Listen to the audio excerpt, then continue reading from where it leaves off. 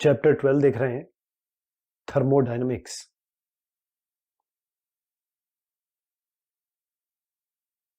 Thermodynamics के बारे में बात करेंगे। थर्मोडायनेमिक्स में देखिए, थर्म मतलब होता है टेम्परेचर, हीट, गर्मी, डायनेमिक्स यानी मूवमेंट। तो जो ब्रांच है फिजिक्स की या साइंस की, जो टेम्परेचर के मेजरमेंट से डील करती है, उसे हम कहते हैं थर्मोमेट्री। और जितने भी डिवाइसेस हम यूज करते हैं टेम्परेचर को मेजर करने के लिए, टेम्परेचर का अनुमान लगाने के लिए, उनको हम कहते हैं थर्मोमीटर्स। हीट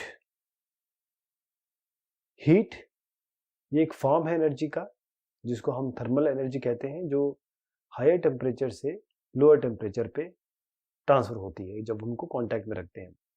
यानी कि अगर हायर टेम्परेचर होगा, मान लीजिए 70 है, और दूसरा आप मान लीजिए दूसरे का टेम्परेचर 30 है, तो 70 जो है वो 30 की तरफ टेम्परेचर अपना देगा, और 70 30 50 के करीब आने की कोशिश करेंगे। तो हीट या थर्मल एनर्जी बॉडी की, ये क्या है? ये उसके काइनेटिक एनर्जी का सम है। बेसिकली एनर्जी है, तो जितने भी इसके कॉन्स्टिट्यूएंट पार्टिकल्स हैं उन सबके काइनेटिक एनर्जी का ये सम है। अभी काइनेटिक एनर्जी का सम, काइनेटिक एनर्जी कहाँ कहाँ से आ रही है? तो एनर्जी कहाँ से पैदा हो रही है? वो उसके ट्रांसलेशनल, वाइब्रेशनल और रोटेशनल, यानी कि घुमावदार, सीधा और झंझना, यानी कि वाइब्रेशन, जब हिलती है कोई चीज, इन तीनों मोशन के कारण है।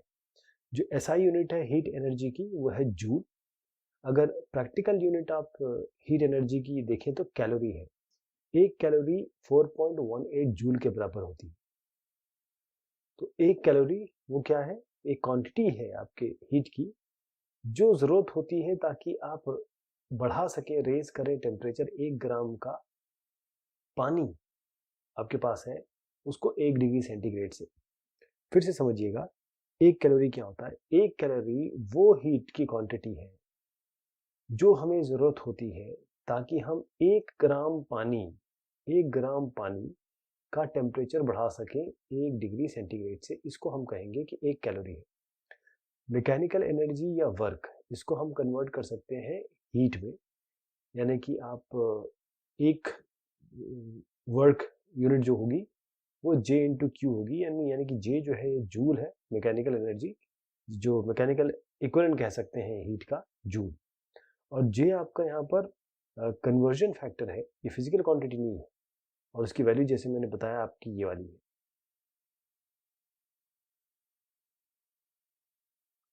टेम्परेचर किसी भी बॉडी का वो डिग्री होता है, किसका? या तो हॉटनेस या कोल्डनेस। तो डिग्री जो हॉटनेस की होगी या कोल्डनेस की होगी किसी भी बॉडी का, उसे हम टेम्परेचर कहेंगे उस बॉडी का। जो डिवाइस है जो हम यूज करते हैं ताकि हम टेम्परेचर मेजर कर सकें, उसे हम थर्मोमीटर कहते हैं। जो हाईएस्ट पॉसिबल टेम्परेचर लैब में लाया जा सकता है वो करीबन इतना, ये इसकी वैल्यू है। लोएस्ट अगर आप ला सकते हैं तो वो इतना ला सकते हैं, दोनों पावर्स है। तो जो ब्रांच ऑफ फिजिक्स है जो डील करती है, चाहे टेम्परेचर को आप बनाएं, प्रोड्यूस करें, या फिर इसका मेजरमेंट करें, खासतौर पे जब आप 0 केल्विन के करीब पहुंचते हैं, उसे हम कहते हैं क्रायोजेनिक्स। क्या बोलते हैं? क्रायोजेनिक्स। लेकिन जो मेजरमेंट है टेम्परेचर का, हाई टेम्परेचर का, बहुत जबरदस्त, मतलब ये तो 0 केल्विन पे है। अगर आप और ऊपर जाएं, बहुत हाई टेम्परेचर को मेजर करें, उनको हम कहते हैं पायरोमेट टेम्परेचर, जो कि सन के अंदर, सूरज के अंदर जो टेम्परेचर होता है ना, वो इतना होता है, और सरफेस पे करीबन 6000 केल्विन होता है। इस तरीके से आप देखिए कि कैसे हमारे पास अलग अलग टेम्परेचर के वैल्यूज हैं। हम सेंटीग्रेड में भी नापते हैं, फ़ारेनहाइट में भी नापते हैं, केल्विन में भी नापते हैं। तो अगर आपको कोई भी कभी भी एक शब्द आए एनटीपी या एसटीपी, तो आप ये समझिएगा 273.15 के की बात हो रही है। अभी एनटीपी एसटीपी क्या है, मैं आपको अभी हम लोग इसको डिस्कस करेंगे। तो अलग अलग स्केल जो टेम्परेचर के चल रहे होते हैं, उसमें सेल्सियस स्केल है, फ़ारेनहाइट स्केल है, और आपका केल्विन स्केल है। जो अलग अलग स्केल चल रहे हैं। सेल्सियस स्केल, इस स्केल में जो टेम्परेचर है, बेसिकली ये सारे ही स्केल ऑफ टेम्परेचर यानी कि टेम्परेचर को नापने के तरीके हैं। जो मेल्टिंग पॉइंट है इसका, यहाँ पर सेल्सियस स्केल में उसको 0 डिग्री सेंटीग्रेड लिया जाता है, और जो बॉइलिंग पॉइंट है पानी का उसे 100 डिग्री सेंटीग्रेड लिया जाता है। और जो स्पेस है दो पॉइंट्स के बीच में, आप समझिएगा कि इसको हम 0 से लेकर 100 के बीच में डिवाइड करते हैं, और एक एक करके डिवाइड करेंगे तो कितना होगा, एक एक इक्वल पार्ट, यानी 0 से 100 के बीच में 100 पार्ट्स मिलेंगे आपको। यहीं पे अगर हम फ़ारेनहाइट स्केल की बात करें, तो ये जो स्केल है टेम्परेचर का, यहाँ पर जो मेल्टिंग पॉइंट है इसकी, जो यहाँ पर 0 डिग्री लिया गया वो यहाँ 32 डिग्री लिया जाता है, लेकिन ये 32 डिग्री फ़ारेनहाइट है। और जो बॉइलिंग पॉइंट है वाटर का वो करीबन 212 लिया जाता है। और जो स्पेस है दो पॉइंट के बीच में, वो किसमें देखिए 32 और 212 को माइनस करिएगा तो कितना आएगा, 180। 180 बराबर पार्ट्स आप निकलेंगे इसमें। जबकि केल्विन स्केल की बात करें तो जो मेल्टिंग पॉइंट है यहाँ पर इसका, वो करीबन 273 केल्विन लिया जाता है। जो बॉइलिंग पॉइंट है वाटर का, 373 केल्विन लिया जाता है। और इसके बीच में भी जैसे यहाँ से यहाँ तक 100 डिवीजन है, यहाँ पर भी 100 डिवीजन होते हैं। अगर आप इनके बीच में कन्वर्जन देखें, यानी कि रिलेशन देखें और कन्वर्जन देखें, तो सेल्सियस फ़ारेनहाइट, ध्यान रखिएगा सेल्सियस और ये फ़ारेनहाइट में तो डिग्री बोलते हैं, लेकिन यहाँ डिग्री केल्विन नहीं होता। तो रिलेशन जो अलग अलग स्केल्स का है वो इस तरीके से है। अगर आप फ़ारेनहाइट को कन्वर्ट करना चाहें सेंटीग्रेड में तो आप ये यूज़ करेंगे, अगर आप फ़ारेनहाइट को कन्वर्ट करना चाहें केल्विन में तो आप ये यूज़ करेंगे। इस तरीके से है ये। अगर आप सेंटीग्रेड का करना चाहते हैं केल्विन में तो ये है। तो तीन आपके अलग अलग रिलेशनशिप बन रही है इसमें।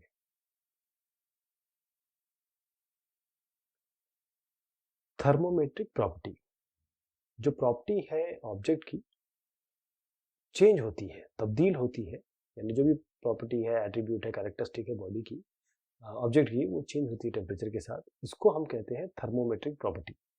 अलग अलग थर्मोमेट्रिक प्रॉपर्टी, जो थर्मोमीटर्स के लिए हमारे पास, क्योंकि थर्मोमीटर्स जो किसको मेजर कर रहे हैं, थर्म को मेजर कर रहे हैं, और थर्म का मतलब होता है कि भाई हीट है, कुछ एनर्जी हम कर रहे हैं। तो अलग अलग जो थर्मोमेट्रिक प्रॉपर्टीज है वो हम देख रहे हैं। एक तो प्रेशर है गैस का कांस्टेंट वॉल्यूम पे, यानी कि P1/T1 इक्वल टू P2/T2, और साथ में जो PT है वो बराबर होता है P0 1 प्लस T/273। एक और रिलेशनशिप है इसमें, T equal to PT minus P0/P100 minus P0 into 100, ये डिग्री सेंटीग्रेड। इसमें जो P है, और आप कहें P100 है या PT है, ये सारे के सारे जो आप देख पा रहे हैं, ये सारे आपके प्रेशर है।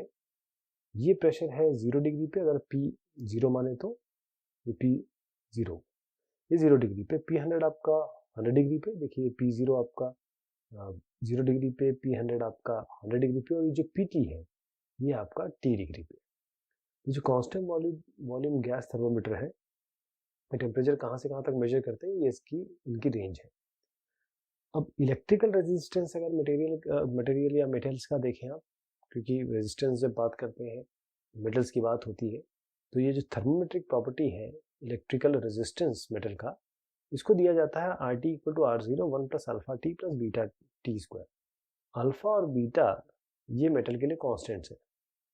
अब अगर बीटा बहुत ही छोटा है तो आप इसको हटा सकते हैं, सीधा RT equal to R0 1 plus alpha T भी ले सकते हैं।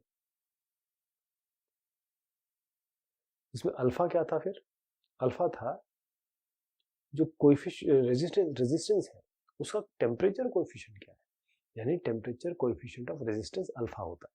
और जो R0 और RT आपने देखा वो इलेक्ट्रिकल रेजिस्टेंस है, ये 0 डिग्री पे, ये T डिग्री पे। तो अल्फा का कैसे निकल के आया, R2 minus R1 bye R1T2 minus R2T1, जिसमें R1 और R2 आप जो देख रहे हैं वो इलेक्ट्रिकल रेजिस्टेंस है, ये टेम्परेचर T1 पे और ये टेम्परेचर T2 पे। तो T कैसे निकल के आएगा, RT minus R0 by R100 minus R0 into 100 degree centigrade, इसमें R100 जो है रेजिस्टेंस है 100 डिग्री सेंटीग्रेड पे। जो प्लैटिनम रेजिस्टेंस थर्मोमीटर होता है, अगर आप इसको जब थ्योरी में देखेंगे तो इसका रेंज देखिए, ये टेम्परेचर यहाँ से यहाँ तक मेजर कर सकता है। अब लेंथ है मर्करी कॉलम की किसी कैपिलरी ट्यूब में, तो एल टी आपका है L0 1 प्लस अल्फा टी।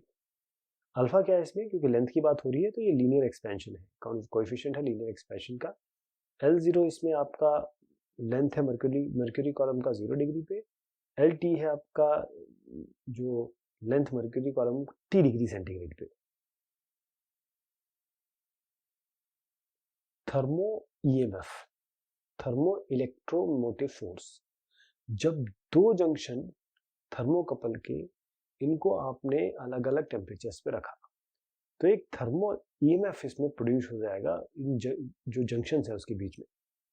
वो क्या करेगा, वो चेंज करेगा टेम्परेचर डिफरेंस इन जंक्शंस के बीच में। जो थर्मो ईएमएफ होगा E उसको दिया जाता है AT प्लस BT स्क्वायर, जिसमें A आपका है और B आपका है कांस्टेंट है। जो मेटल्स को ज्वाइन किया गया उनका एयर भी कांस्टेंट है। जो अननोन टेम्परेचर अगर आप निकालना चाहें हॉट जंक्शन का, जब कोल्ड जंक्शन आपका 0 डिग्री सेंटीग्रेड पे हो, तो उसका भी फॉर्मूला है ET/E100 इंटू 100, ये डिग्री सेंटीग्रेड में आ रहा है। E100 इसमें क्या है, थर्मो ईएमएफ है उस हॉट जंक्शन का 100 डिग्री सेंटीग्रेड पे। ये थर्मोकपल जैसे मैंने बताया वो भी यहाँ से यहाँ तक वेरी कर रहा है, बहुत अच्छा मेजरमेंट करता है टेम्परेचर का। अब थर्मल इक्विलिब्रियम की बात करें तो यदि कोई भी हीट या एनर्जी का ट्रांसफर नहीं हो रहा है दो बॉडीज में, अगर वो कांटेक्ट पे हो, तो बॉडीज को हम कहते हैं कि ये थर्मल इक्विलिब्रियम पे है। जीरोथ लॉ ऑफ थर्मोडायनेमिक्स, यदि दो बॉडीज ए और बी ये सेपरेटली थर्मल इक्विलिब्रियम में है किसी और थर्ड बॉडी सी से, तो जो बॉडी है ए और बी ये इक्विलिब्रियम में होंगी एक दूसरे से। समझिए, अगर ए बी से है, ए सी से है और बी भी सी से है, तो ए और बी आपस में भी थर्मल इक्विलिब्रियम में होंगे। ट्रिपल पॉइंट क्या होता है वाटर का, ट्रिपल पॉइंट जो संख्या है प्रेशर और टेम्परेचर की जिसमें वाटर कोएग्जिस्ट करता है, इसे एक ही स्टेट में एक साथ, यानी कि ऐसा प्रेशर और टेम्परेचर जहां पर आइस, वाटर और वेपर ये तीनों स्टेट के जो मैटर के हैं उसमें कोएग्जिस्ट करता है, उसे हम कहते हैं ट्रिपल पॉइंट ऑफ वाटर। जो ट्रिपल पॉइंट है वाटर का 273 केल्विन टेम्परेचर और 0.46 सेंटीमीटर ये प्रेशर। स्पेसिफिक हीट की बात करें तो जितनी हीट जरूरत होती है ताकि हम एक यूनिट मास किसी सब्सटेंस का है और 1 डिग्री सेंटीग्रेड इसको बढ़ा दें, इसको हम कहते हैं स्पेसिफिक हीट। इतनी हीट की जरूरत होती है कि 1 यूनिट मास को आप 1 डिग्री सेंटीग्रेड से बढ़ा दें। इसको आप C और S से रिप्रेजेंट करते हैं। जो SI यूनिट है वो जूल पर किलोग्राम है, तो डेफिनेशन भी इसका यहाँ पर है क्योंकि टेम्परेचर आ रहा है, तो L की पावर 2 T की पावर -2 थीटा की पावर -1। जो स्पेसिफिक हीट है पानी की, वाटर की 4200 है, या अगर इसको CGS सिस्टम में देखा जाए तो 1 है। बहुत हाई है बाकी की कंपैरिजन में अगर देखा जाए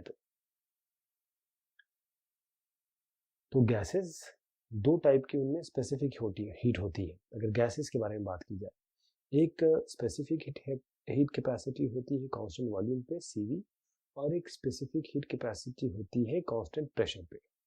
ओके, तो अगर आप इसको CP और CV बोले, इसको मैं कहता हूँ कि भाई चलिए एक CP है एक CV आ रहा है, ये आपका CP हो गया। तो जो स्पेसिफिक हीट है कांस्टेंट प्रेशर CP ये वाला, ये ज़्यादा होता है स्पेसिफिक हीट जो आपका कांस्टेंट वॉल्यूम है, यानी कि CP आपका बड़ा है CV से, CP is greater than CV। जो मोलार स्पेसिफिक हीट्स की बात करें तो CP माइनस CV आपका R के बराबर होता है। R उसमें गैस कांस्टेंट होता है। और इस रिलेशनशिप, जो आप ये रिलेशनशिप देख रहे हैं, इसको हम कहते हैं मेयर्स फॉर्मूला। जो रेशियो है दो principal specific heat of gas यानी CP/CV, इसको हम कहते हैं गामा। और ये जो वैल्यूज होती हैं इसमें एटॉमिसिटी भी चल के आती है। मैं आपको और भी चीज़ बताऊंगा कि जो अमाउंट है हीट एनर्जी की जो हमको ज़रूरत पड़ती है या फिर उसकी इतनी ज़रूरत पड़े ताकि टेम्परेचर चेंज हो जाए किसी भी सब्सटेंस का, वो कैसे आता है, Q = mc डेल्टा टी। अब इसमें मास आ गया है, इसमें C आ गया स्पेसिफिक हीट और डेल्टा टी आ गया है चेंज इन टेम्परेचर। तो अमाउंट ऑफ एनर्जी क्या होंगे, Q, राइट। थर्मल या हीट कैपेसिटी जो हीट कैपेसिटी होती है किसी भी बॉडी की, वो किसके बराबर होती है? वो इसके बराबर होती है या अमाउंट ऑफ हीट एनर्जी के बराबर होती है, हीट कैपेसिटी, जो 1 डिग्री सेंटीग्रेड से बढ़ाती है। रिक्वायर्ड टू, जितनी भी बॉडी को उस बॉडी का टेम्परेचर 1 डिग्री सेंटीग्रेड से बढ़ा दे तो जितनी एनर्जी रिक्वायर्ड होगी उसको हम इसकी हीट कैपेसिटी कहते हैं, हीट कैपेसिटी। अब इसमें हम इसको MC कह सकते हैं। C इसमें स्पेसिफिक हीट है सब्सटेंस की, और ये M आपका मास है इस बॉडी का। जो SI यूनिट है वो जूल पर केल्विन है। वाटर इक्विवेलेंट की बात करें तो ये क्या है? ये वो क्वांटिटी है पानी की जिसकी थर्मल कैपेसिटी बराबर होती है हीट कैपेसिटी उस बॉडी की। फिर से समझिएगा, वाटर इक्विवेलेंट का मतलब ये होता है कि ये वो क्वांटिटी है वाटर का जिसकी थर्मल कैपेसिटी बराबर होती है उस बॉडी के हीट कैपेसिटी से, जिसको हम W से रिप्रेजेंट करते हैं, और ये होता है M इंटू S। S हम जानते हैं स्पेसिफिक हीट की बात कर रहे हैं, और heat capacity of the body के बराबर होता है W, वाटर इक्विवेलेंट। अब लेटेंट हीट की बात करें तो जो हीट एनर्जी एब्जॉर्ब हो रही है या रिलीज हो रही है, कहाँ पर? Constant temperature per unit mass. किसके लिए? जो स्टेट में चेंज हो रहा है उसे हम कह रहे हैं लेटेंट हीट। फिर से समझिएगा कि अब यूज हीट एनर्जी की बात हो रही है जो जज्ब होगी या फिर रिलीज होगी, ली जाएगी या रिलीज होगी कांस्टेंट टेम्परेचर पे पर यूनिट मास। अगर स्टेट, मैटर का स्टेट चेंज हो रहा है तो हीट एनर्जी जो एब्जॉर्ब या रिलीज हो रही है, ताकि जब चेंज ऑफ स्टेट हो रहा है उसको हम कहते हैं Q equal to ml। m इसमें मास है सब्सटेंस का, n आपका लेटेंट हीट है, तो इसका यूनिट कैलोरी पर ग्राम या फिर आप जूल पर केजी ले सकते हैं। डिमेंशन इसका L की पावर 2 T की पावर -2। अगर पानी की बात करें तो उसकी जो नॉर्मल बॉइलिंग पॉइंट है या कंडेंसेशन टेम्परेचर है वो 100 डिग्री सेंटीग्रेड है। लेटेंट हीट ऑफ वेपराइजेशन है, देखिए वो अलग अलग चीज़ है क्योंकि अलग अलग यूनिट में दिया हुआ है, तो 540, 40.8, 2260 अलग अलग इसके यूनिट्स में है। अगर पानी की बात करें तो जो नॉर्मल फ्रीजिंग टेम्परेचर है या मेल्टिंग पॉइंट क्या है? 0 डिग्री। जैसे ये 100 डिग्री है, ये 0 डिग्री है, तो लेटेंट हीट ऑफ फ्यूजन क्या हो जाएगी इस जगह पे? ये भी अलग अलग आपके यूनिट में है, तो 80 भी है, 60 भी है, 336 भी है।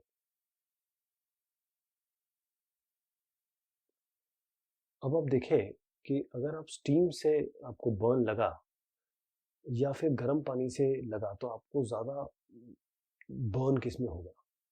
देख लीजिए, आपको समझ में आ रहा होगा, क्योंकि जो स्टीम है उसमें आपकी लेटेंट हीट ज़्यादा होती है। तो इसी कारण से कि अगर आप देखें 100 डिग्री बॉइलिंग में 100 डिग्री कन्वर्ट होता है, जबकि अगर स्टीम की बात करें तो 536 हीट निकल के आती है। तो यहाँ स्टीम जो है 100 डिग्री सेंटीग्रेड इसी जगह पे ज़्यादा आपको एनर्जी देती है। जैसे स्नोफॉल हुआ तो टेम्परेचर जो एटमॉस्फेयर का है वो कैसा हो जाता है? वाई? क्योंकि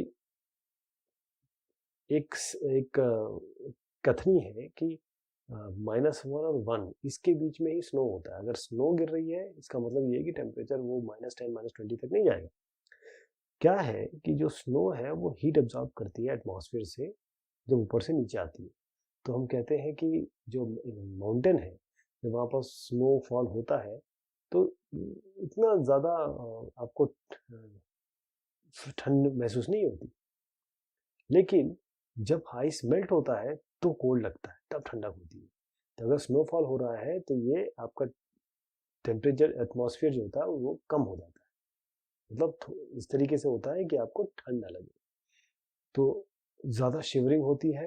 अगर आप आइसक्रीम का इफेक्ट देखें जो दांत पे लगे, अगर पानी ठंडा हो जो बर्फ से आ रहा है, क्यों? क्योंकि जो आइसक्रीम है वो आपकी किस में लग रही है? आइसक्रीम दांत पे लग रही है, और ये ज़्यादा अमाउंट हीट टीथ से लेती है, इसलिए एकदम झंझनाहट सी होती है।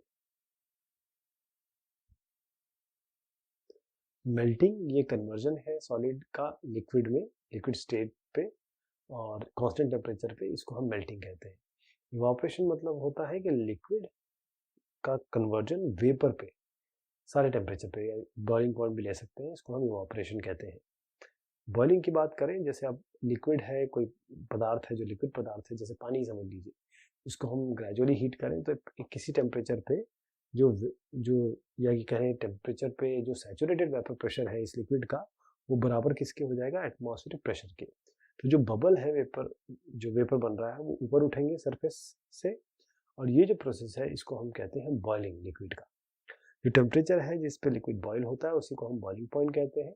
और जो बॉइलिंग पॉइंट है पानी का वो इंक्रीज होता है जैसे आप प्रेशर डिक्रीज करेंगे। अभी मैं इसका एक बाकायदा आपको ग्राफ बताऊंगा कि किस तरीके से प्रेशर और डेंसिटी के हिसाब से ये वेरी करता है। सब्लिमेशन, अगर आप सॉलिड को देखें तो सॉलिड जो वेपर स्टेट में डायरेक्ट कन्वर्ट होता है उसको हम सब्लिमेशन कहते हैं।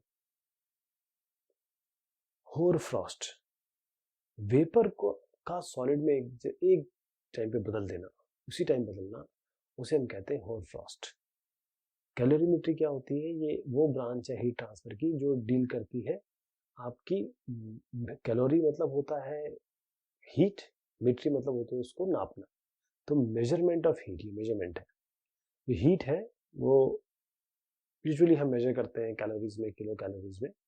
अब जो प्रिंसिपल है कैलोरीमेट्री का, जब एक हॉट बॉडी को इस कोल्ड बॉडी के साथ आपने मिलाया तो जो हीट है वो कहाँ से कहाँ जाएगी, हीट से, हीटेड एलिमेंट से, हीटेड बॉडी से कोल्ड बॉडी में जाएगी। तो बेसिकली हीट जो लॉस हो रही है वही हीट गेन हो रही है। एक बॉडी जो हीट लूज कर रही है दूसरी बॉडी उतना ही हीट गेन कर रही है। थर्मल एक्सपेंशन, ये इंक्रीज है साइज का, जैसे हीटिंग पे, उसे हम थर्मल एक्सपेंशन कहते हैं। तो तीन टाइप के आपके थर्मल एक्सपेंशन है, एक सॉलिड का, लिक्विड का, गैस का। एक्सपेंशन का सॉलिड, एक्सपेंशन ऑफ एक लिक्विड्स और एक्सपेंशन ऑफ गैसेस। एक्सपेंशन जब होता है सॉलिड में तो तीन टाइप के एक्सपेंशन, जैसे मैंने कहा कि सॉलिड में तीन टाइप के एक्सपेंशन होते हैं। एक लीनियर एक्सपेंशन होता है, यहाँ पर लेंथ बढ़ती है जब आप हीट करेंगे किसी बॉडी को। तो इंक्रीज इन लेंथ किस तरीके से दिया जाएगा, L2 इक्वल टू L1 और 1 plus alpha delta T. L2 इसमें इनिशियल, ये फाइनल लेंथ है, L1 इनिशियल लेंथ है, delta T change in temperature हुआ कि जब चेंज इन टेम्परेचर हुआ तभी तो लेंथ बड़ी घटी, और अल्फा जो है ये आपका कोएफिशिएंट ऑफ लीनियर एक्सपेंशन है। अब जो कोएफिशिएंट ऑफ लीनियर एक्सपेंशन है अल्फा वो दिया जाता है delta L by L by delta T. इस तरीके से एल जो है आपका रियल लेंथ है, डेल्टा एल आपका चेंज इन लेंथ है, और डेल्टा टी आपका चेंज इन टेम्परेचर है। जो सुपरफिशियल एक्सपेंशन होता है, अगर एरिया बढ़ रहा है हीटिंग के कारण, एरिया बढ़ रहा है उसे हम कहते हैं सुपरफिशियल एक्सपेंशन। जो इंक्रीज हो रहा है एरिया, A2 को दिया जाता है A1 1 plus beta delta T. A1 और A2, इसमें A1 जो है इनिशियल एरिया है, A2 फाइनल एरिया है, बीटा इसमें जो दिख रहा है ये कोएफिशिएंट है सुपरफिशियल एक्सपेंशन, या कोएफिशिएंट ऑफ एरिया एक्सपेंशन कह सकते हैं। अब जिसमें कोएफिशिएंट ऑफ ये सुपरफिशियल या एरियल एक्सपेंशन को क्या कहेंगे, एरिया एक्सपेंशन को क्या कहेंगे, बीटा होगा delta A bye A into, मतलब डिवाइडेड बाय डेल्टा टी होता है ये। तो जो ए है इसमें एरिया है आपका, डेल्टा ए आपका चेंज इन एरिया है, डेल्टा टी आपका चेंज इन टेम्परेचर है। अगर क्यूबिकल एक्सपेंशन की बात करें तो जो एक्सपेंशन होगा वॉल्यूम में जब हीट करेंगे इसको हम कहते हैं क्यूबिकल एक्सपेंशन। जो इंक्रीज हो रहा है वॉल्यूम V2 वो किसके बराबर होगा, V2 equal to V1 1 plus gamma T. V1 और V2 इनिशियल और फाइनल वॉल्यूम है, गामा इसमें कोएफिशिएंट है क्यूबिकल एक्सपेंशन का। जो कोएफिशिएंट है क्यूबिकल एक्सपेंशन का वो दिया जाता है डेल्टा V बाय V और डिवाइडेड बाय डेल्टा टी। इसमें V जो है वो रियल वॉल्यूम है, delta V change in volume है, और डेल्टा T आपका चेंज इन टेम्परेचर है। अगर रिलेशन देखा जाए इन कोएफिशिएंट ऑफ लीनियर, सुपरफिशियल या क्यूबिकल एक्सपेंशन में, तो बीटा बराबर होता है 2 अल्फा, गामा बराबर होता है 3 अल्फा। यानी कि alpha is to beta is to gamma का रेशियो जो है वो है 1:2:3। इस तरीके से आता है ये। लिक्विड का एक्सपेंशन होता है, लिक्विड का एक्सपेंशन, अब देखिए लिक्विड का एक्सपेंशन कहाँ होगा, इसमें तो लेंथ ब्रेड्थ हाइट कैसे देंगे, यहाँ पर वॉल्यूम का एक्सपेंशन होता है। तो अगर देखा जाए कि जो एक्सपेंशन हो रहा है लिक्विड का, जब एक्सपेंशन हो रहा है मान लीजिए किसी कंटेनर में लिक्विड है, तो अब जैसे आप हीट करेंगे तो आप देखेंगे इसमें कुछ एक्सपेंशन हो रहा है, तो यहाँ पर जो कोएफिशिएंट है अपरेंट, इसको हम अपरेंट एक्सपेंशन कह रहे हैं। जो कोएफिशिएंट है अपरेंट एक्सपेंशन लिक्विड का उसको क्या कहेंगे, हम गामा ए से रिप्रेजेंट कर रहे हैं। जितना वॉल्यूम बढ़ा, apparent increase in volume, original volume क्या था, राइज इन टेम्परेचर क्या था। अगर आप रियल एक्सपेंशन देखें किसी लिक्विड का, जब एक्सपेंशन उस कंटेनर की बात कर रहे हैं जिसमें लिक्विड है, जब हीटिंग आप करेंगे ये भी इसको अकाउंट में लेंगे। देखिए इस केस में अपरेंट में हम क्या कर रहे हैं कि जब हम इसको गर्म कर रहे हैं, हीटिंग को हम अकाउंट में नहीं ले रहे, नॉट टेकन इनटू अकाउंट। लेकिन यहाँ पर रियल एक्सपेंशन में हम जो हीटिंग है उसको अकाउंट में ले रहे हैं।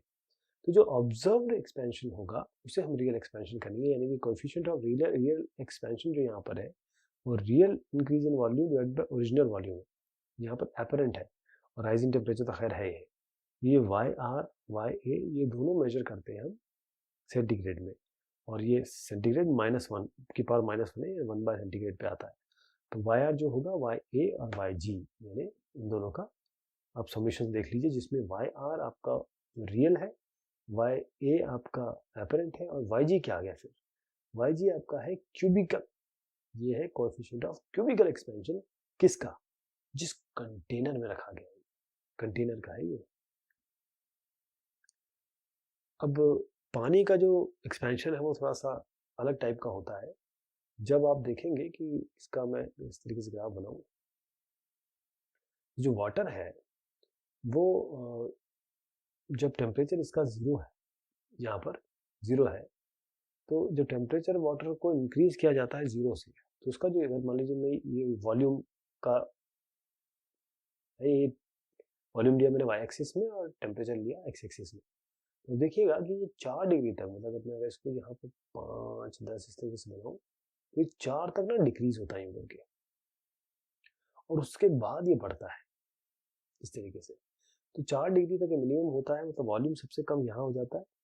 मतलब अगर आप कहें कि वॉल्यूम डिक्रीज होता है 4 तक, यानी डेंसिटी मैक्सिमम हो जाती है, वॉल्यूम बढ़ेगी तो डेंसिटी घटेगी, क्योंकि वॉल्यूम इन्वर्सली प्रोपोर्शनल है डेंसिटी से। 4 डिग्री तक तो ये सब बहुत कम हो जाता है, उसके मतलब जो वॉल्यूम है उसके बाद ये बढ़ता है। इसको हम एनोमलस बिहेवियर कहते हैं वाटर का, बाकी से अलग है थोड़ा सा इसका बिहेवियर। अब एक्सपेंशन जो हो रहा है गैसेस में, दो टाइप के एक्सपेंशन है गैसेस में, एक वॉल्यूम एक्सपेंशन है, एक आपका प्रेशर वॉल्यूम कोएफिशिएंट है, एक प्रेशर कोएफिशिएंट है। अब इसको हम क्या करेंगे, इसको हम देंगे, इसको मैं दिखता हूँ इस तरीके से, गामा वी, ये आप जहाँ देख पा रहे हैं ये आपका गामा पी। तो अगर कांस्टेंट प्रेशर की बात करें तो जो चेंज हो रहा है, वेरिएट हो रहा है वॉल्यूम पर यूनिट वॉल्यूम, मतलब वॉल्यूम पर यूनिट वॉल्यूम पर डिग्री सेल्सियस। देखिए वॉल्यूम पर यूनिट वॉल्यूम पर सेल्सियस, इसको कहते हैं वॉल्यूम कोएफिशिएंट।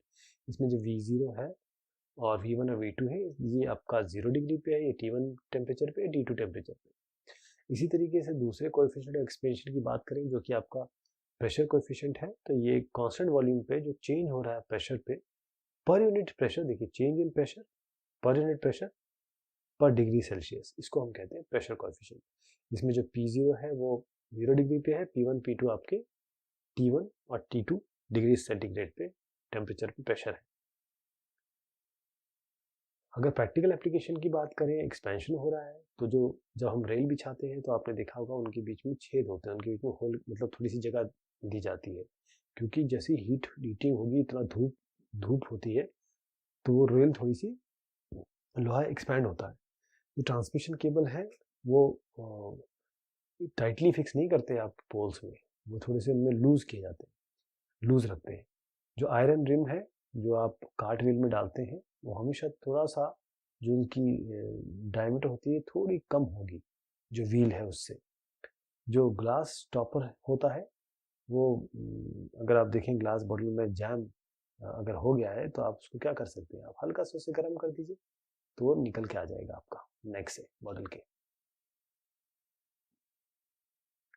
कुछ पॉइंट्स थोड़ा सा मैं फिर से डिस्कस करना चाहूँगा कि जब हम बढ़ाते हैं या कहें कि टाइम पीरियड का जो इंक्रीमेंट होता है, जो पेंडुलम क्लॉक होती है वो स्लो हो जाती है समर में और वो टाइम लूज करना शुरू कर देती है। जो लॉस ऑफ टाइम है, इस टाइम पीरियड को हम डेल्टा टी को half alpha delta theta T के से रिप्रेजेंट करते हैं। जो लॉस ऑफ टाइम है किसी भी टाइम इंटरवल टी में, अब आप इसको डेल्टा टी को हाफ इस तरीके से रिप्रेजेंट कर सकते हैं, half alpha delta theta T.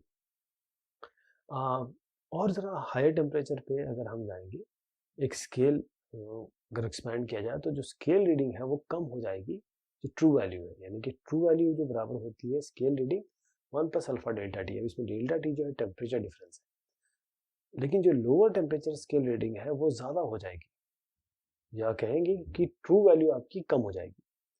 अब जो ब्रांच मेजरमेंट कर रही है टेम्परेचर का, वो ब्रांच साइंस की हम कहते हैं थर्मोमेट्री। और जो डिवाइसेस यूज कर रहे हैं, जो इंस्ट्रूमेंट हम यूज कर रहे हैं ताकि टेम्परेचर को मेजर कर सके, उनको हम कहते हैं थर्मोमीटर्स। समराइज करते हैं, जो जीरोथ लॉ है थर्मोडायनेमिक्स का, वो ये बताता है कि दो सिस्टम आपके थर्मल इक्विलिब्रियम में होंगे तीसरे सिस्टम के साथ यदि वो थर्मल इक्विलिब्रियम में है एक दूसरे से। कहने का मतलब ये है कि अगर ए और बी एक दूसरे से थर्मल इक्विलिब्रियम में है तो ए सी के साथ और बी सी के साथ अलग अलग थर्मल इक्विलिब्रियम में होंगे। और यही जो जीरोथ लॉ है, यही टेम्परेचर का कॉन्सेप्ट लेके आया है। जो इंटरनल एनर्जी है, अंदर की एनर्जी किसी सिस्टम की, वो किसके बराबर होती है? काइनेटिक एनर्जी और पोटेंशियल एनर्जी। जो इसके अंदर मॉलिक्यूलर कॉन्स्टिट्यूएंट्स हैं, उनकी जो भी कंटेंट्स हैं, जिसमें मॉलिक्यूल लेवल पे अगर हम बात करें, अब इसमें क्या चीज इंक्लूड नहीं होती है? जो काइनेटिक एनर्जी है, it does not include the overall kinetic energy of the system. ध्यान रखिएगा, पूरी काइनेटिक एनर्जी सिस्टम की नहीं हो रही है, बल्कि जो मॉलिक्यूलर कॉन्स्टिट्यूएंट्स हैं उनकी हो रही है। हीट और वर्क, ये दो मोड है एनर्जी ट्रांसफर के सिस्टम में। और हीट एक ऐसा एनर्जी ट्रांसफर है, जब टेम्परेचर डिफरेंस आता है एक सिस्टम और सराउंडिंग के बीच में, अगर सराउंडिंग का टेम्परेचर ज्यादा है तो सिस्टम में आएगा, सिस्टम का टेम्परेचर ज्यादा है तो उसका टेम्परेचर सराउंडिंग पे जाएगा। वर्क क्या है? ये एनर्जी है, ये ट्रांसफर हो रही है। आप ये कहें कि चाहे वो सिलेंडर से पिस्टन चल रहा हो जिसमें गैस हो, या फिर आप कोई वेट ऊपर या नीचे जा रहा हो जो इसके साथ कनेक्टेड हो, वहां से ये जो वर्क है वो एनर्जी ट्रांसफर के मीन्स से हो रहा है। जो पहला लॉ है थर्मोडायनेमिक्स का, ये बड़ा जनरल लॉ है कंजर्वेशन ऑफ एनर्जी का, जो आप सिस्टम में अप्लाई करते हैं, जहां पर जो एनर्जी ट्रांसफर है, एनर्जी जो आ जा रही है, चाहे सराउंडिंग से सिस्टम में आए, सिस्टम से सराउंडिंग में जाए, ये हो सकता है हीट के थ्रू हो या वर्क के थ्रू हो। तो ये कहता है कि delta Q equal to delta U plus delta W. Delta Q इसमें जो है वो हीट सप्लाइड है सिस्टम को, डेल्टा डब्ल्यू जो है ये वर्क डन है सिस्टम द्वारा, और डेल्टा यू ये चेंज है, ये जो तब्दीली हो रही है इंटरनल एनर्जी सिस्टम की, वो है। ये लॉ ऑफ कंजर्वेशन ही है एक तरीके से। जो हीट कैपेसिटी है किसी भी सब्सटेंस की, उसको कैसे डिफाइन करते हैं? S equal to 1/m delta Q by delta T. अब देखिए इसमें जो m है ये मास है, मास है सब्सटेंस का। डेल्टा क्यू आपका हीट की जितनी जरूरत है ताकि आप टेम्परेचर डेल्टा डी को तक चेंज कर सके, मतलब T2 माइनस T1। जो मोलार स्पेसिफिक हीट कैपेसिटी है सब्सटेंस की, यहाँ पर बस आपको म्यू इंट्रोड्यूस करना पड़ेगा। वो इस तरीके से बनती है, जहां पर म्यू आपका आता है नंबर ऑफ मोल्स। मोल्स क्या है सिस्टम के? अगर आप सॉलिड की बात करें तो जो law of equipartition of energy है वो देता है C इक्वल टू 3R। अब जो कैलोरी है ये पहले की यूनिट थी हीट की, लेकिन आज भी इसको यूज करते हैं। एक कैलोरी वो अमाउंट है हीट का जो आपको जरूरत पड़ेगी ताकि जो टेम्परेचर है 1 ग्राम पानी का आप 14.5 डिग्री से 15.5 मतलब 14.5 से 15.5 तक बढ़ा सके, यानी कि एक कैलोरी आपका 4.186 जूल के बराबर होता है। अगर आइडियल गैस की बात करें तो जो मोलार स्पेसिफिक हीट कैपेसिटीज है, चाहे वो कांस्टेंट प्रेशर पे हो, कांस्टेंट वॉल्यूम पे हो, वो एक रिलेशनशिप फॉलो करते हैं Cp minus Cv equal to R। R क्या है यहाँ पर? ये R है यूनिवर्सल गैस कांस्टेंट। तो जो इक्विलिब्रियम स्टेट है आपके थर्मोडायनेमिक सिस्टम का, वो कुछ स्टेट वेरिएबल्स से, अलग अलग वेरिएबल से, क्योंकि स्टेट अलग अलग होते हैं मैटर के, सॉलिड लिक्विड गैस, उन स्टेट वेरिएबल के हिसाब से डिस्क्राइब होते हैं। तो जो वैल्यू है या जो मान है इन स्टेट वेरिएबल का, वो डिपेंड किस पे करता है? ये एक तो स्टेट पे करता है, वो उस पे नहीं करता है कि भाई सॉलिड से लिक्विड कैसे हुए, पाथ पे डिपेंड नहीं करता लिक्विड से गैस कैसे हुए। ये जो स्टेट वेरिएबल्स है इनके एग्जांपल में आप देखिए, प्रेशर है, वॉल्यूम है, टेम्परेचर है, मास है। हीट और वर्क का ये स्टेट वेरिएबल्स नहीं है। एक इक्वेशन ऑफ जो स्टेट का है, जैसे मैं एक एग्जांपल लेता हूँ आइडियल गैस इक्वेशन का, PV equal to mu RT। ये रिलेशन है जो कनेक्ट कर रहा है अलग अलग स्टेट वेरिएबल को, जिसमें पावर है, आपका वॉल्यूम है, एक टेम्परेचर है, बल्कि मोल्स भी है इसमें। एक क्वासी स्टैटिक प्रोसेस ये बहुत स्लो प्रोसेस ऐसा है कि जो सिस्टम है वो थर्मल या मैकेनिकल इक्विलिब्रियम में रहेगा। किसके साथ? बाहरी ओपन स्पेस यानी सराउंडिंग के साथ। एक क्वासी स्टैटिक प्रोसेस, इसमें जो प्रेशर और टेम्परेचर है एनवायरनमेंट का वो चेंज मतलब अलग हो सकता है, डिफर कर सकता है। वो जिस सिस्टम की अगर हम बात कर रहे हैं बहुत कम मात्रा में, बहुत इनफाइनिटेसिमली कम मात्रा में। एक आइसोथर्मल एक्सपेंशन किसी भी आइडियल गैस का देखें, V1 से लेकर V2 तक अगर टेम्परेचर T है, तो जो हीट इन्होंने जज्ब की, एब्जॉर्ब की Q, वो W यानी वर्क डन के बराबर होती है। और दोनों का अगर मान देखें Q या W, तो म्यू RT ln log जो है बेस E है V2 बाई V1। ये वॉल्यूम है, इसमें ये आपका गैस कांस्टेंट है, T टेम्परेचर है, वर्क है, हीट है। रेफ्रिजरेटर या हीट पंप की बात करें तो जो सिस्टम है वो एक्सट्रैक्ट करता है, लेता है हीट Q2 कोल्ड रिजर्वायर से, जो ठंडा रिजर्वायर है, और रिलीज करता है कितनी? Q1 हीट हॉट रिजर्वायर में। तो जो वर्क डन है W हो रहा है सिस्टम में। तो जो कोएफिशिएंट है परफॉर्मेंस का इस रेफ्रिजरेटर का कैसे नापा जाएगा? अल्फा Q2 बाई W, यानी कि Q2 Q1 माइनस Q2। ये सारी Q जो है वो हीट है, W उसमें एनर्जी है। अब जो सेकेंड लॉ है थर्मोडायनेमिक्स का, ये थोड़ा अलाउ नहीं करता कुछ प्रोसेसेस को जो कंसिस्टेंट है पहले लॉ से। ये कहता है सेकेंड लॉ की केल्विन प्लैंक स्टेटमेंट, कोई भी प्रोसेस, नो प्रोसेस ये पॉसिबल है, कोई भी ऐसा प्रोसेस पॉसिबल नहीं है जिसका जो रिजल्ट होगा वो हीट का एब्जॉर्प्शन होगा रिजर्वायर से और उसका पूरा कन्वर्जन होगा हीट का वर्क में। ऐसा कोई प्रोसेस पॉसिबल नहीं है। क्लॉशियस स्टेटमेंट क्या कहता है? कोई प्रोसेस पॉसिबल नहीं है जिसका रिजल्ट ये होगा कि वो ट्रांसफर करे, यहां एब्जॉर्प्शन की बात चल रही थी, यहां ट्रांसफर की बात चल रही, हीट कोल्डर ठंडे ऑब्जेक्ट से हॉटर ऑब्जेक्ट में हीट ट्रांसफर हो सके। अगर इसको बहुत आसानी से मतलब इन दोनों को समझा जाए तो जो सेकंड लॉ है वो ये बताता है कि कोई ऐसा हीट इंजन नहीं है जिसकी एफिशिएंसी ईटा के बराबर हो जो कि 1 हो, या फिर कोई रेफ्रिजरेटर ऐसा नहीं है जिसकी coefficient of performance alpha infinity हो। ये प्रोसेस को हम कहेंगे रिवर्सिबल, यदि उसको हम रिवर्स कर सकें, चाहे सिस्टम और सराउंडिंग दोनों को ले लें, दोनों अपने ओरिजिनल स्टेट पे आ जाए और कोई चेंज ना हो यूनिवर्स में। स्पॉन्टेनियस प्रोसेस जो नेचर में है वो इरिवर्सिबल होते हैं। अगर हम वाकई में इरिवर्सिबल प्रोसेस या आइडियलाइज इरिवर्सिबल प्रोसेस की बात कर रहे हैं तो वो क्वासी स्टैटिक प्रोसेस होते हैं जिसमें कोई भी फोर्सेस डिसिपेटिव ना हो, जैसे फ्रिक्शन, विस्कोसिटी, ये सारे डिसिपेटिव फोर्सेस होते हैं।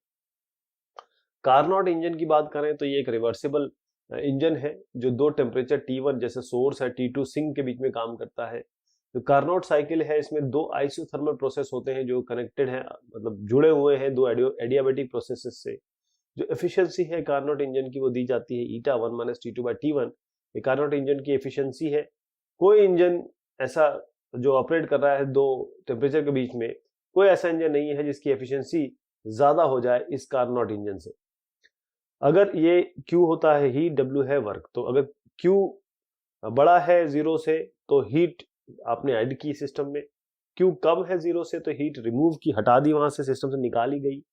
अगर W ग्रेटर देन 0 से है तो वर्क सिस्टम कर रहा है, W लेस देन 0 है तो वर्क सिस्टम पे किया जा रहा है। कुछ क्वांटिटीज हैं, कोएफिशिएंट ऑफ वॉल्यूम एक्सपेंशन जिसको अल्फा V कहते हैं हम, अल्फा सब V है ये। तो अल्फा सब V जो होता है तिहाई 3 टाइम्स अल्फा L के बराबर होता है। ये कोएफिशिएंट ऑफ वॉल्यूम एक्सपेंशन है, ये कोएफिशिएंट ऑफ लीनियर एक्सपेंशन है।